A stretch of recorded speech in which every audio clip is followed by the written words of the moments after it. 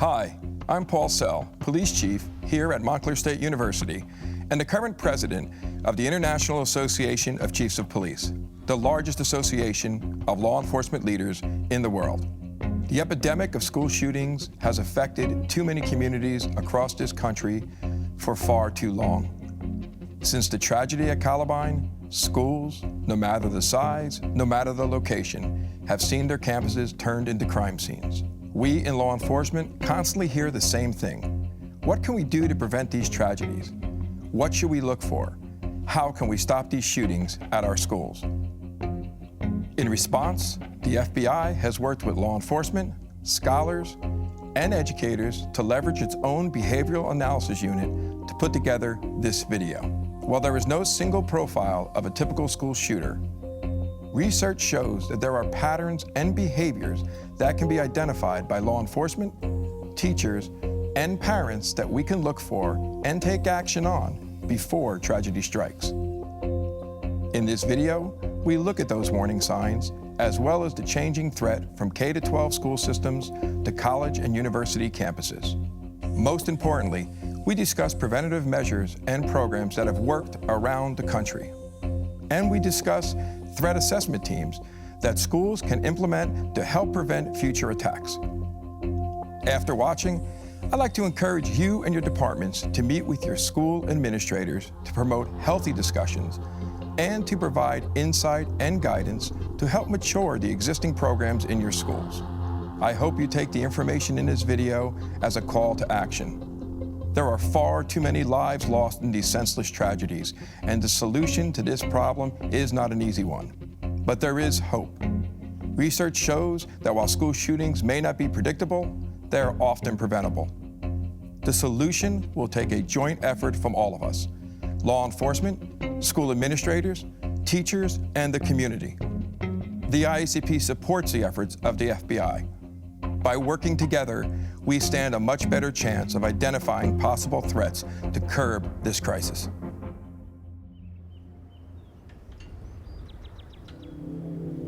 I really enjoyed attending Columbine. I enjoyed school, I enjoyed my friends. Rebels for life. It felt safe, things were good. Bleed blue and silver, all that. Jefferson County 911. Yes, I'm a teacher at Columbine High School. There is a student here with a gun. Has anybody been injured, ma'am? Yes. Okay. Yes. And the school is in a panic, and I'm in the library. I've got students down under the table, kids. Heads under the table. Smoke is coming in from out there, and I'm a little bit. The gun is right outside the library door, okay? We need to leave him. Gunfire is erupting. Tears started streaming down my face. When the first bullet hit, it just took out a chunk of my shoulder. Police say 14 people may be injured after shots, explosions, and a fire were reported at suburban Denver's Columbine High School. I could hear screaming and just gunshots. Lots and lots of echoing gunshots. And we still didn't know, like, really what was happening, just that gunfire kept going off, and it was boom, boom, boom. There's a lot of blood in the environment. There's like a metallic taste in the air. There's some bodies under some of the tables.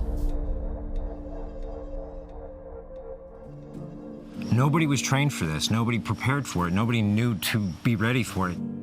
Back then, we believed this is a SWAT thing, hold the perimeter. SWAT gets there, we'll take care of it. And man, did we have the wrong plan in place. Columbine, 49 minutes, 13 dead. It was a high school attack that shook the country. Kids killing other kids. I think tonight we owe it to the people of Littleton and to the families involved in this tragedy to let them go through the grieving, and the rest of us have a responsibility to do everything we can to prevent anything like this from happening again. 2 decades later, what have we learned? What do we know about confronting this kind of attack? And how do we keep it from happening again?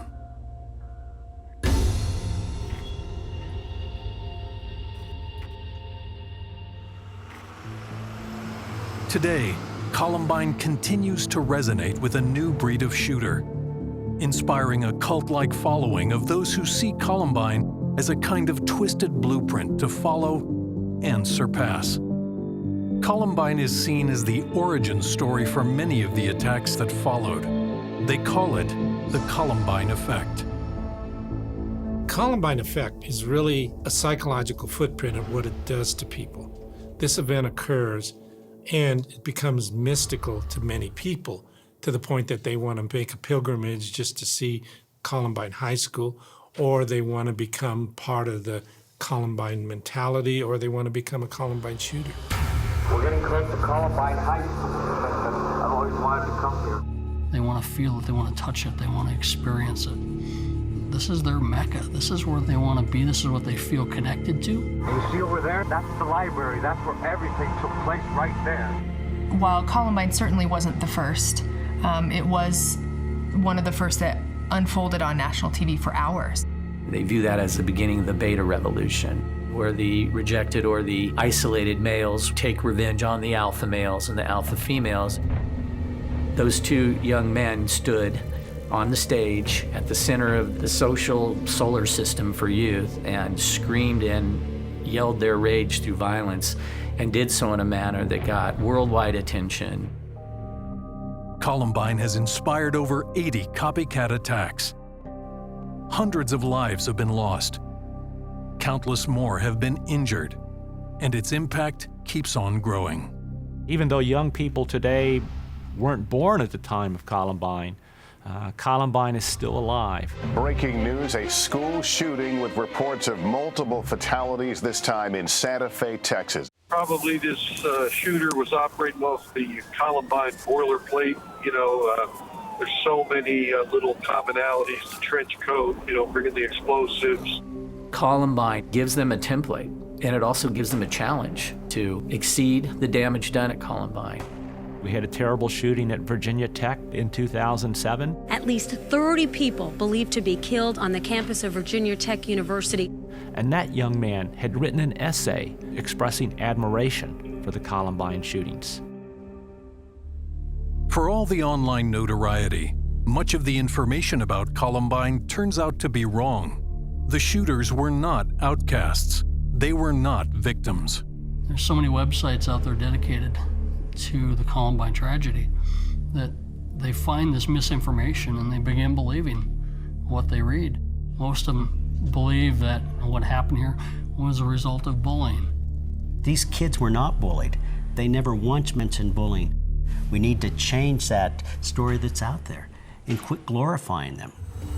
Since 2000, there have been over 50 active shooter incidents targeting schools, nearly a quarter of them resulting in mass killings.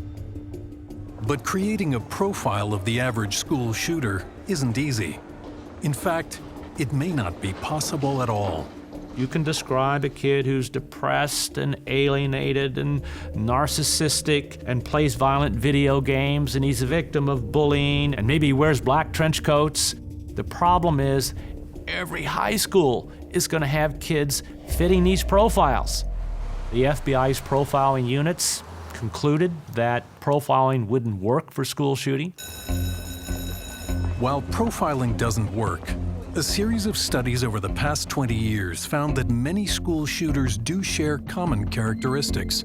One of the first steps is always a perceived injustice on the part of the attacker. An injustice collector is somebody who has held on to and nurtured grievances, usually over a long period of time. We all experience humiliations and setbacks.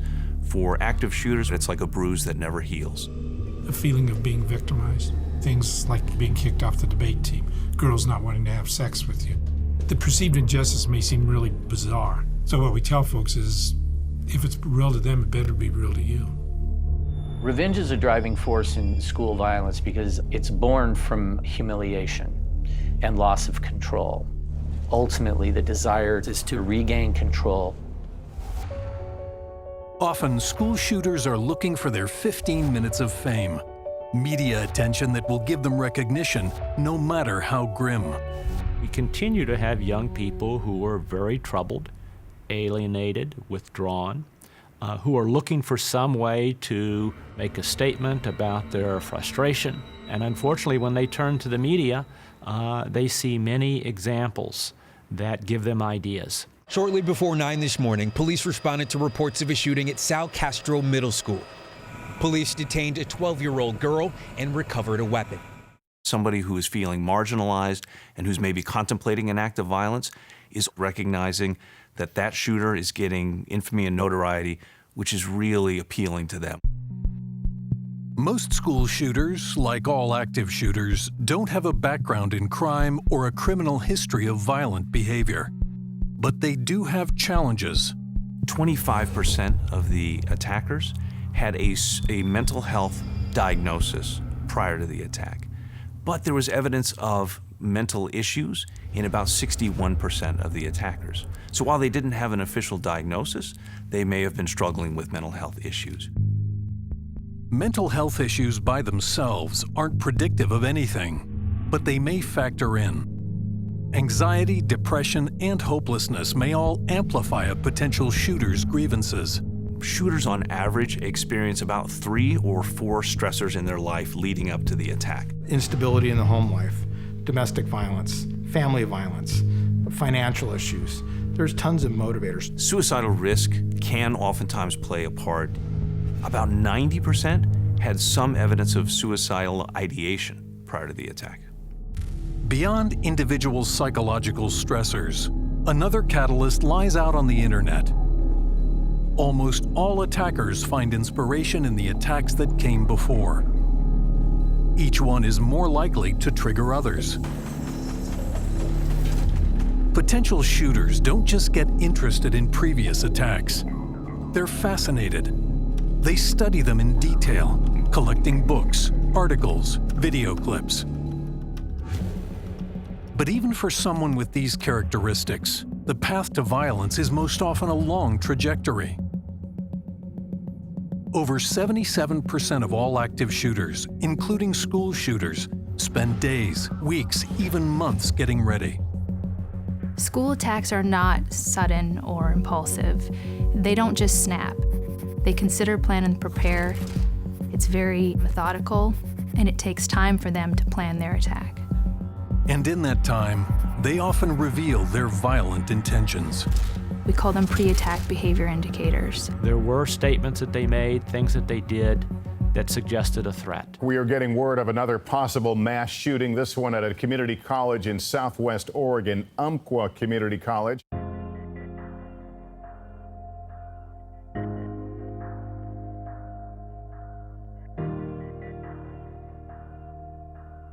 This has been another mass shooting in the United States with a large number of people either dead or wounded. The perpetrator struggled with anger, struggled with frustration. He had been hospitalized on several events because of wanting to harm others. The mother talked about an incident when he pointed a loaded shotgun at her. He's upset with life, and it goes into more of this feeling that there needs to be violence to resolve his grievance. On the day of the attack, the perpetrator handed a classmate a thumb drive containing his manifesto and instructed him to deliver it to law enforcement. We see throughout that manifesto the sense of entitlement and anger for him not having things in his life that he feels that he should have. He also talked about how he is a loner, how he's a virgin, doesn't have a job, sort of the mindset of that the world is against him. He does his research and planning, just like all of the others that we see do. He did talk about Columbine, and he really starts to see himself in those other shooters. What are those pre-attack behavior indicators? They start with behavior changes, increases in impulsiveness, recklessness, and aggression. If suddenly you see a dramatic change in behavior in someone's social media posture and a real decline in their functioning, as well as maybe an obsession with past attacks and inappropriate or escalated interest in weapons, those are all red flags potentially. In order to engage in attack, what we find is there have to be two variables there, a desensitization and a dehumanization. So the desensitization gives a person courage to engage in the attack behavior. The dehumanization moves the individual from a person who has family and feelings to a slab of meat or an object. In the weeks and the months leading up to the attack, there's a sense of a downward spiral in their life. that they may be disengaged from schoolwork, from classes, or from their employment. That sense of the downward spiral is oftentimes very noticeable to others, including peers, teachers, employers, and coworkers. Another key warning sign is known as leakage, an intentional or unintentional signal that they are on the pathway to violence. Leakage is really a broadcast where the individual is telling you kind of what they're about to do. Tomorrow is the day of retribution. The day in which I will have my revenge against humanity. They'll broadcast by making comments, they'll broadcast by different writings, they'll broadcast by classroom assignments, they'll broadcast by telling their friends. In the virtual world of the social media, they'll broadcast by posting things on YouTube or their Facebook or websites, Instagram. A lot of these threatening remarks turn out to be not criminal in nature, but at some point, these individuals evolved. They crossed that line. In about a third of the cases, the school shooter actually drafts a manifesto to lay out their motives. Often they portray themselves as a god or some kind of heroic avenger. The analysts call these legacy tokens. Legacy tokens are the offender's way of claiming responsibility for the attack, as well as, in their words, telling us why they wanted to do this attack. You forced me into a corner and gave me only one option. The decision was yours. Now you have blood on your hands that will never wash off. You girls have never been attracted to me. I don't know why you girls aren't attracted to me, but I will punish you all for it. The Santa Barbara shooting, a very misogynistic manifesto was provided before he attempted to kill the college girls in their sorority. So I think we've seen an increase in manifestos and theatrics. In case after case, the warning signs are present, and there is time to detect them. One of the most common myths about school shooters is that they can't be stopped, whereas the opposite is true. School shootings can be stopped. They are preventable. There are observable and detectable warning signs and indicators that will provide opportunities for intervention and identification of potential school shooters. In the aftermath of a shooting, many schools respond by enacting a policy of zero tolerance.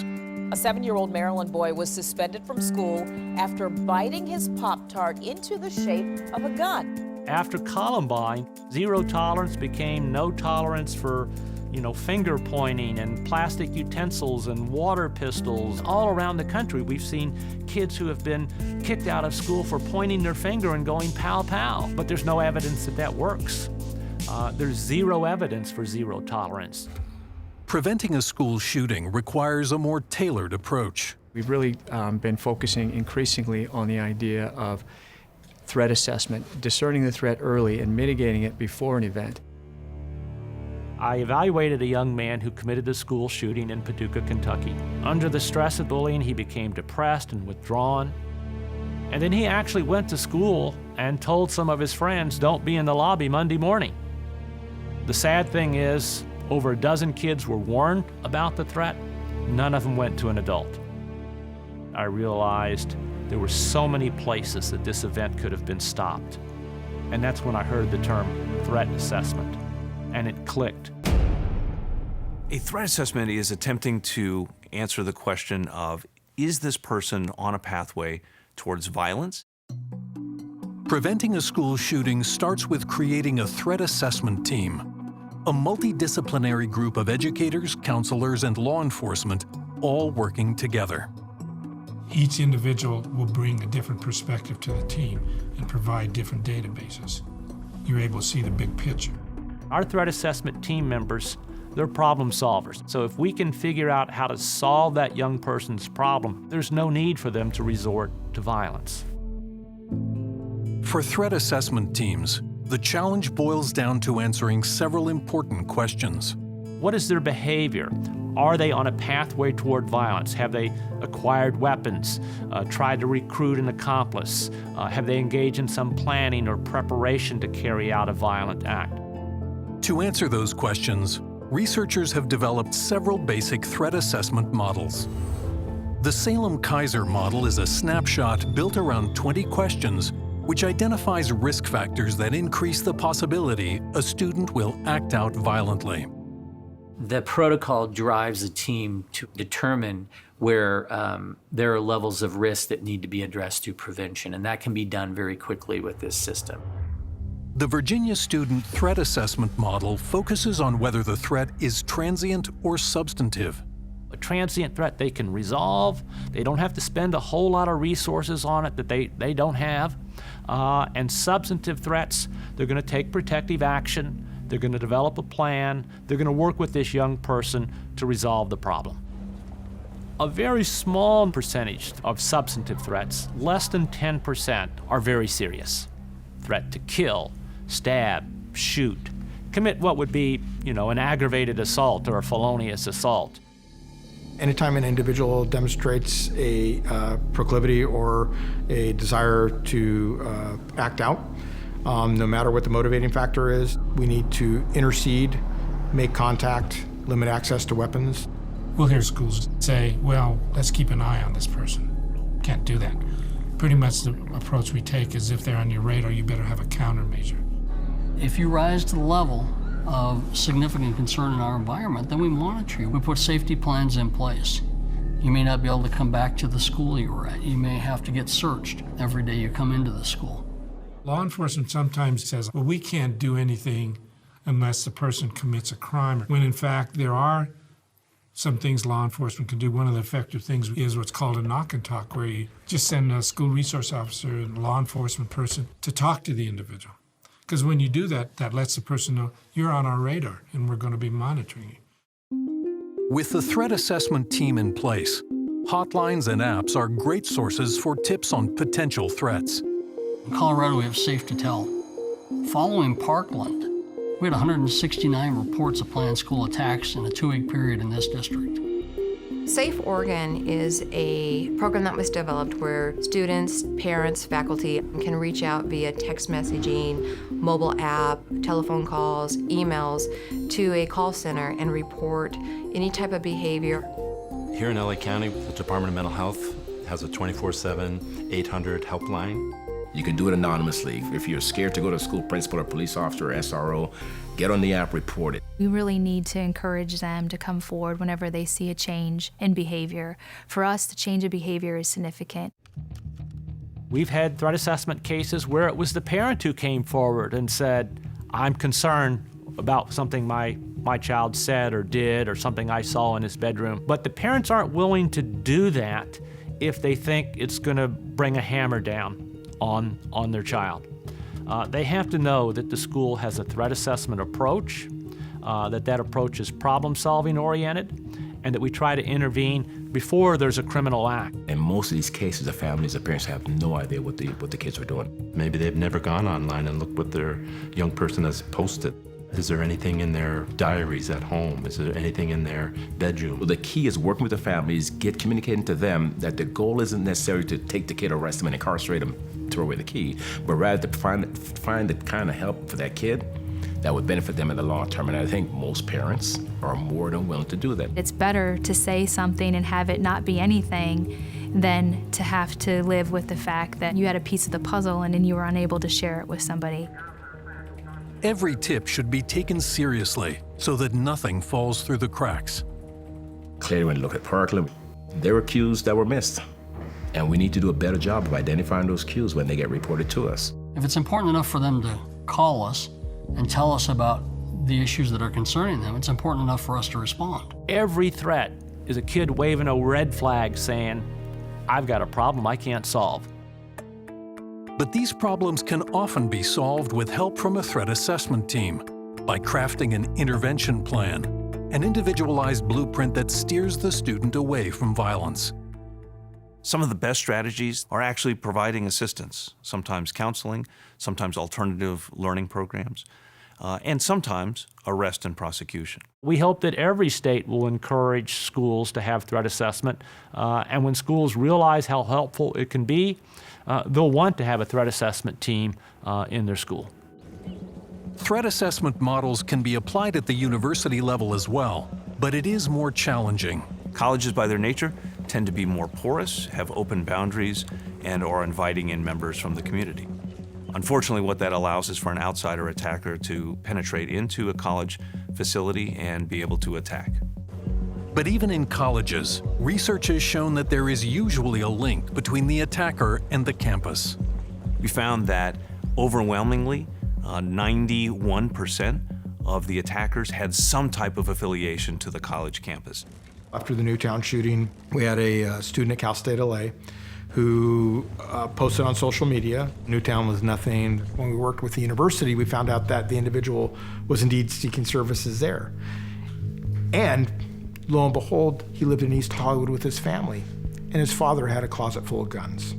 We went to the house, determined the firearms were not properly secured, we removed the firearms, informed the family. The family had no idea that their son in college was making these postings. Research shows again and again, threat assessment and intervention do work. We're preventing school attacks around this country all the time. And I think, it's one of the little known successes. In Virginia, we've had cases where young people have been apprehended with a weapon at the door of the school. There are thousands of threats, and 99% of them aren't carried out. And so that's really the best evidence that what we're doing is effective. Even with this success, communities must be prepared in the event of an attack. In law enforcement, you'll train active shooter once a year for 8 hours. And then to think, 10 months from now, when it's your day, that we're going to perform, it's insane. We're seeing too many communities around the country that still don't believe that these school shootings are going to happen. So it's time to step up, protect your community, protect your kids. People sometimes ask me, should the police and school people work together? And my answer is they have to. We don't want school folks to underreact to serious cases where law enforcement intervention is needed. And we don't want law enforcement to overreact to cases that are not serious. I'd say this to cops: if you don't have good relationships with your educators, fix it.